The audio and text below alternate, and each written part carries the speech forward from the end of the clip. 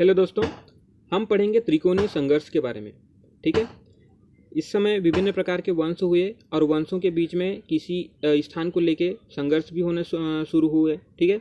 तो इस समय कन्नौज एक प्रमुख क्षेत्र के रूप में उभरा था, जिसको लेके तीन शासकों के बीच में संघर्ष हुआ। तो आइए जानते हैं इनके संघर्ष के बारे में। तो यहाँ पे देखें, चित्र द्वारा हम समझ सकते हैं कि कन्नौज एक प्रमुख क्षेत्र हुआ करता था।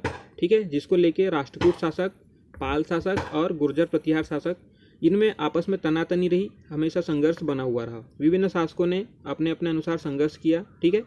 आगे जाके देखते हैं कौन यहाँ पे प्रमुख होता है, तो डिटेल से अध्ययन करते हैं। सबसे पहले धर्मपाल, जो कि पाल शासक था, इसने कन्नौज पर अधिकार करने की चेष्टा की, जिसे कि वत्सराज गुर्जर प्रतिहार शासक वत्सराज ने इसे पराजित कर दिया। ठीक है। परंतु राष्ट्रकूट शासक ध्रुव ने जाकर वत्सराज को पराजित कर दिया। ठीक है। तो इस प्रकार यहाँ पे राष्ट्रकूट शासकों के अधीन ये कन्नौज का क्षेत्र आ गया। दूसरे चरण में पाल शासक धर्मपाल ने आयुध वंशीय चक्रायुध को कन्नौज का शासक घोषित कर दिया। ठीक है। और अपने आप को उत्तरापद का स्वामी बताया। ठीक है। फिर ये दूसरे चरण की बात हुई। अब तीसरे चरण में चलते हैं। तो तीसरे चरण में जो चक्रायुद्ध था, जिसे कि धर्मपाल, जो कि पाल शासक था, धर्मपाल ने चक्रायुद्ध को जिसने कन्नौज पे बिठाया था, कन्नौज की शासन सत्ता पे बिठाया था, उसे नागभट्ट द्वितीय द्वारा हरा दिया गया, जो कि गुर्जर प्रतिहार का एक शासक था। ठीक है। नागभट्ट द्वितीय द्वारा जैसे ही चक्रायुद्ध को हराया जाता है, तो राष्ट्रकूट शासक गोविंद तृतीय सीधे कन्नौज पे आक्रमण करके उस नागभट्ट को पराजित कर देता है। ठीक है।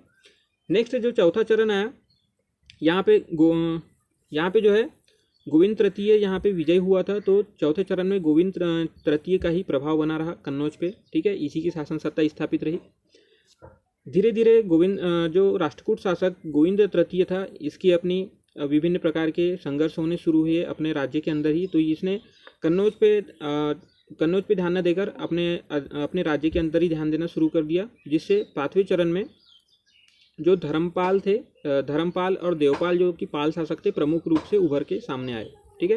जिनका कन्नौज पे पुनः अधिकार हो गया। परंतु फिर छठवें चरण में देखते हैं, जिसमें राष्ट्रकूट शासक अमोघवर्ष था। उस समय जो कि राष्ट्रकूट शासक था, अमोघवर्ष था, उसने कन्नौज पे कोई ध्यान नहीं दिया। ठीक है। कन्नौज पे उसने कोई ध्यान नहीं दिया और इस समय पाल शासकों की भी स्थिति नीचे हो गई। ठीक है। पाल शासक जो है कमज़ोर हो गए और प्रतिहार शासक, जो कि मिहिरभोज और महेंद्रपाल जैसे यशस्वी शासकों के नेतृत्व में प्रमुख हो गए, इन्होंने ही कन्नौज पे अधिकार कर लिया। तो इस प्रकार हम देखें कि त्रिकोणीय संघर्ष में विभिन्न प्रकार की श्रृंखलाएं हुई। ठीक है। विभिन्न प्रकार के संघर्ष हुए, जिसमें से पहले धर्मपाल को वत्सराज ने हराया। ठीक है। वत्सराज को ध्रुव ने हराया। तो इस प्रकार से जो श्रृंखला चली त्रिकोणीय संघर्ष की, जिसमें अंततः जो है गुर्जर प्रतिहार वंश के मिहिरभोज और महेंद्रपाल का ही कन्नौज पे अधिकार हुआ। ठीक है। तो इस प्रकार से हमने देखा यहाँ पे त्रिकोणीय संघर्ष के बारे में अध्ययन किया। तो ठीक है दोस्तों, अगर आपको जानकारी पसंद आती है तो इसे शेयर कीजिए। धन्यवाद।